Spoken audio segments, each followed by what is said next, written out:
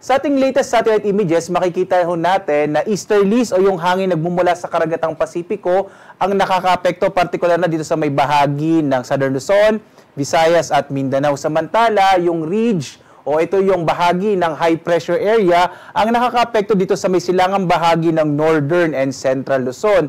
Kapag meron tayong ridge o ito nga yung bahagi ng high pressure area, ang kaibahan nito sa low pressure area ay mas walang masyadong nabubuong kaulapan. Kasi kung ang low pressure area ho ay nagkakaroon ng papasok ng mga hangin, nagkakaroon ng mga kaulapan, ang ridge of high pressure area, papalabas naman ho yung hangin. Kaya walang masyadong kaulapan na nabubuo dito sa area kung saan meron tayong ridge ng high pressure area. Kaya yung bahagi ng Northern Luzon, medyo maliit yung tsansa ng mga pag-ulan. Habang sa nalabing bahagi ng ating bansa, lalo na dito sa may eastern section ng Southern Luzon, Visayas at Mindanao, posible pa rin yung mga isolated o pulupulong pag-ulan, pagkidlat, pagkulog. Sa ngayon, wala pa rin tayong minomonitor na anumang low pressure area, maliit pa rin yung tsansa magkaroon tayo ng bagyo para sa linggong ito.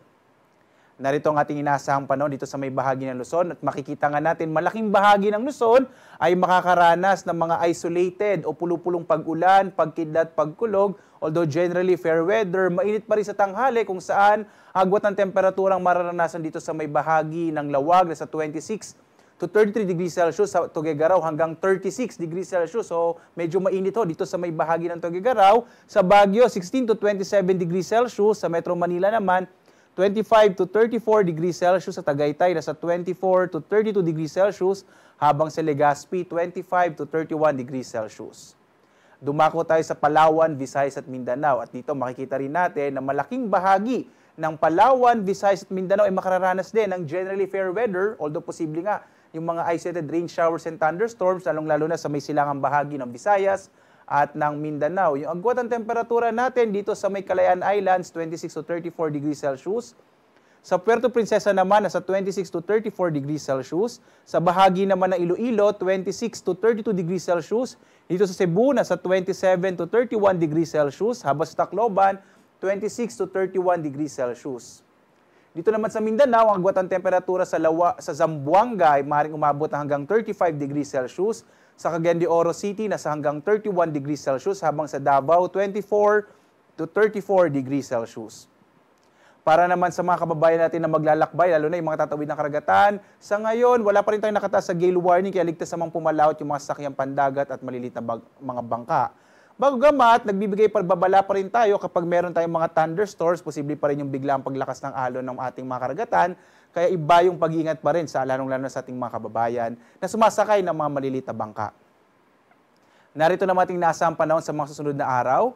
Dito sa Luzon, inaasahan natin sa Kamaynilaan, Baguio at Legazpi, generally fair weather pero posible pa rin yung mga isolated rain showers and thunderstorms. Sa Kamaynilaan, mula 24 to 34 degrees Celsius ang inaasahang maging agwat ng temperatura hanggang araw ng Huwebes. Sa Baguio naman, 17 to 27 degrees Celsius, habang sa Legazpi, sa bahagi ng Bicol area, nasa 25 to 32 degrees Celsius.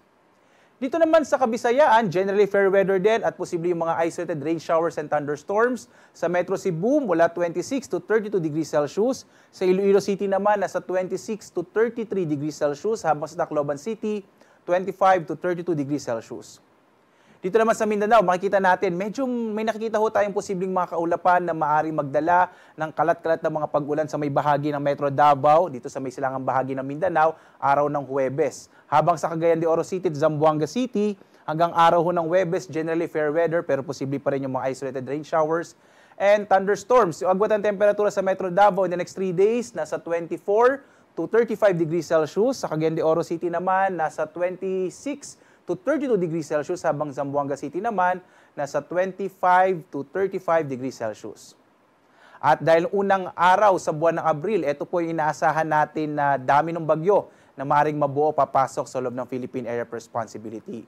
Ngayong buwan ng Abril, 0 to 1 or hanggang isang bagyo ang maaaring mabuo o papasok ng Philippine Area of Responsibility. At narito, yung ating posibleng maging track, maaaring itong dumaan sa hanggang bahagi ng Palawan or maaaring itong mag-recurve dito sa may bahagi naman ng Northern Luzon.